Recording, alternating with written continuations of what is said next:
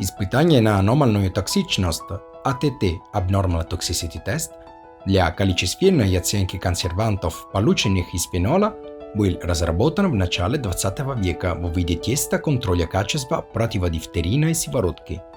АТТ также называют общим испытанием безопасности или тестом на безвредность.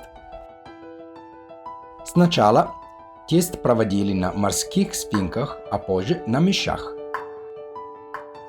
К 50-м годам АТТ стал международным стандартным методом выявления токсинов и загрязняющих веществ в готовых биологических продуктах.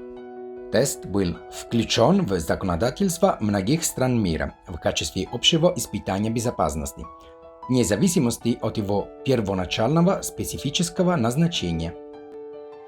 В 80-х годах научное согласие в отношении теста начало существенно менять. Одновременно с этим в производственном процессе вакцин и других биологических продуктов значительно продвинулись технологии по предотвращению заражения и обеспечению безопасности продукции. 1996 год стал поворотным. В нескольких ключевых исследованиях были продемонстрированы существенные ограничения АТТ. Тест является неспецифичным, недостаточно актуальным и невоспроизводимым. Эти результаты показали, что тест устарел. Так началась длительная работа по удалению теста из ряда национальных монографий на лекарственные препараты, а значит более 20 лет анализа данных, экспертных проверок и дискуссий. АТТ был исключен из правил США в 2015 году, а в 2018 году ВОЗ рекомендовала его исключение для всей продукции. В Европе тест удалили в 2012 году, а в том же году и в Бразилии. Осталось только одно исключение.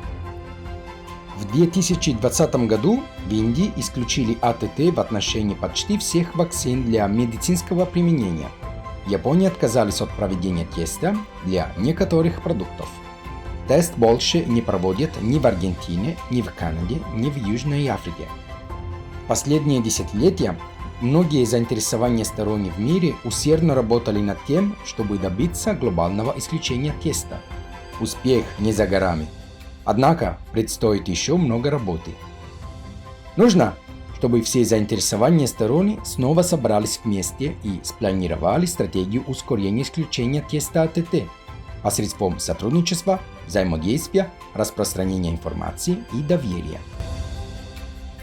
Вместе мы сможем отменить испытание аномальной токсичности раз и навсегда.